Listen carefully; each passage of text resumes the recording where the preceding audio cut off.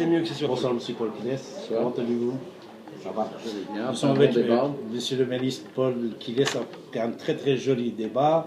Il a succédé à notre président Henri Paris chez Démocratie. Tout à l'heure, vous avez pu découvrir une partie de notre soirée, puisque je vous envoyais en direct à Los Angeles et sur notre chaîne à Paris. Tout à l'heure, vous pouvez le voir sur votre Facebook. Alors, une petite question, aucun rapport avec notre débat de ce soir, M. Paul Quiles.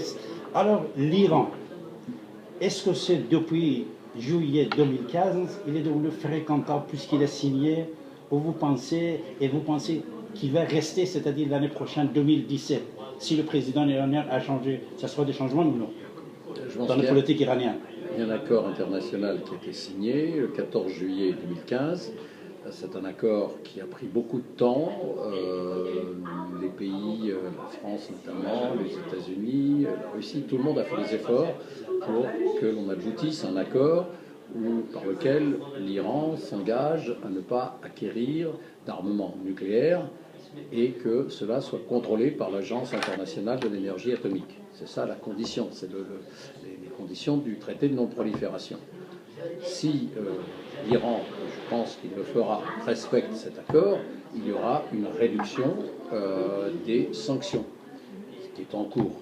Et ça va dans le bon sens pour l'Iran, pour la société iranienne, pour les dirigeants politiques aussi, puisqu'ils se flatteront d'avoir obtenu cet accord. Je n'imagine pas que cet accord ne soit pas respecté.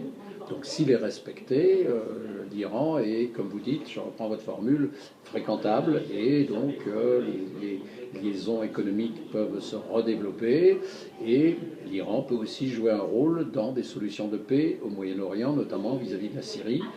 Je sais que l'Iran joue un rôle important à travers l'arc chiite qui s'est constitué entre l'Iran, la Syrie, le Liban. Donc voilà ce que je sais. Yémen, c'est plus compliqué. Mais effectivement, ça va jusqu'au Yémen de l'autre côté.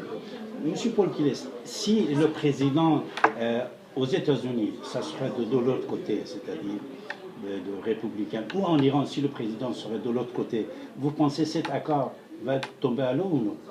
Écoutez, moi, je ne fais pas de la politique fiction et je ne suis pas en train d'envisager la politique du pire. Hein, et si demain une bombe atomique tombait sur cette maison, qu'est-ce qui se passerait? Non. Je suis optimiste et quand on est dans la vie politique, on agit pour que les objectifs qu'on se fixe soient respectés. Celui que je fixe à mon pays, à la communauté internationale, de façon modeste, mais de façon ferme, c'est que cet accord soit véritablement respecté. Merci, M. Paul Quiles. Je vous en prie.